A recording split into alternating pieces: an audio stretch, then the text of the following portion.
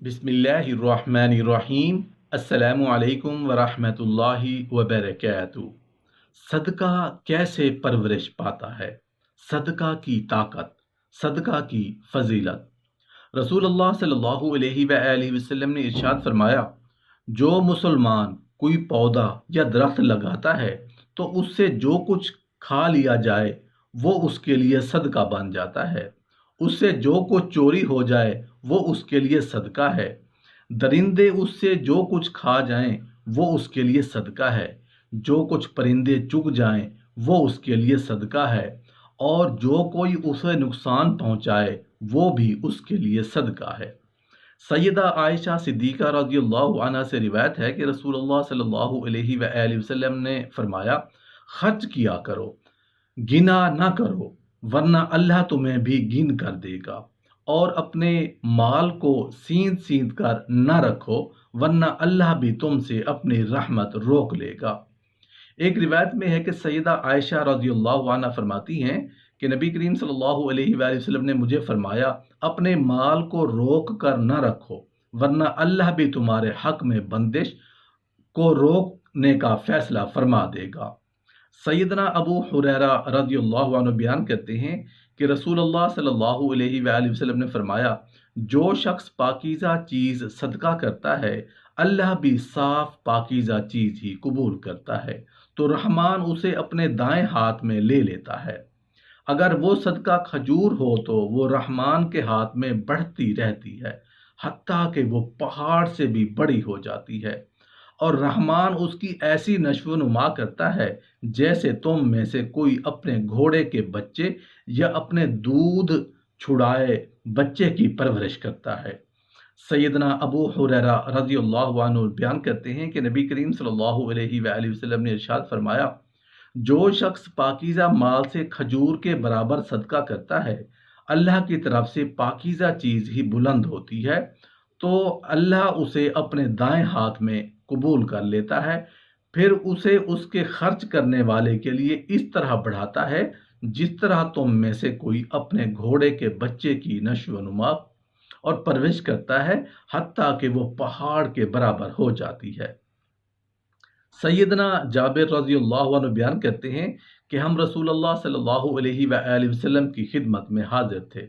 इतने में एक आदमी सोने का एक अंडा लेकर आया, तो उसने अर्ज की, अल्लाह के रसूल सल्लल्लाहु अलैहि वसल्लम, ये चीज़ मुझे कान से मिली है, आप उसे कबूल फरमाएं। पास ये सदका है, मेरे पास इसके सिवा कोई और चीज़ नहीं। पास रसूल अल्लाह सल्लल्लाहु अलैहि वसल्लम ने उससे आराज फरमाया, तो वो आपकी दाईं जानिब से फिर आपके सामने आ गया और फिर वैसे ही कहा। आप सल्लल्लाहु अलैहि वसल्लम ने फिर उससे एराज फरमाया तो वो बाईं जानिब से आ गया। आपने फिर उससे एराज किया तो वो आपकी पिछली जानिब से आ गया। फिर आप सल्लल्लाहु अलैहि वसल्लम ने उसे पकड़कर उसकी तरफ फेंका। अगर वो उसे लग जाता तो उसे जख्मी कर देता। फिर रसूलुल्लाह सल्लल्लाहु अलैहि वसल्लम ने फरमाया, तुम में से कोई शख्स अपनी कुल जमा पूंजी लेकर आता है और कहता है कि ये सदका है, फिर लोगों से सवाल करने बैठ जाता है। बेहतरीन सदका वो है जो दौलतमंदी और तमंगरी के बाद हो।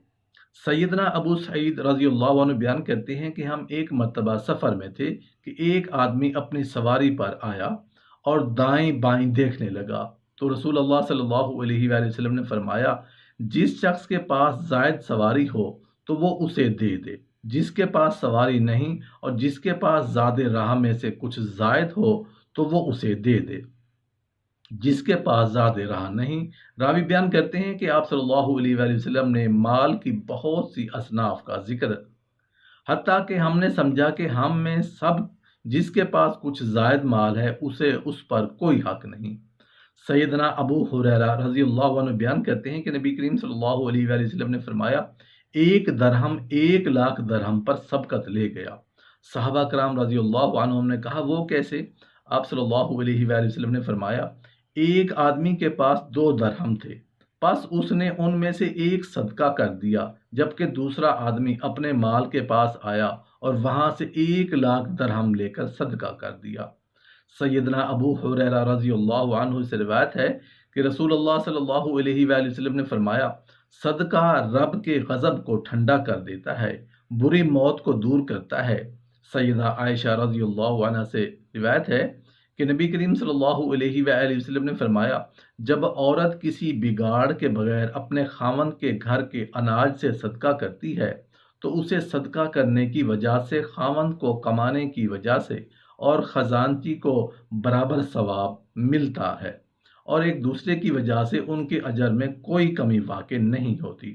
ابو لہم کے آزاد کردہ غلام سیدنا عمر رضی اللہ عنہ بیان کرتے ہیں کہ میں مملوک تھا، پس میں نے نبی کریم صلی اللہ علیہ وآلہ وسلم سے دریافت کیا کہ میں اپنے مالکوں کے مال میں سے کچھ صدقہ کروں؟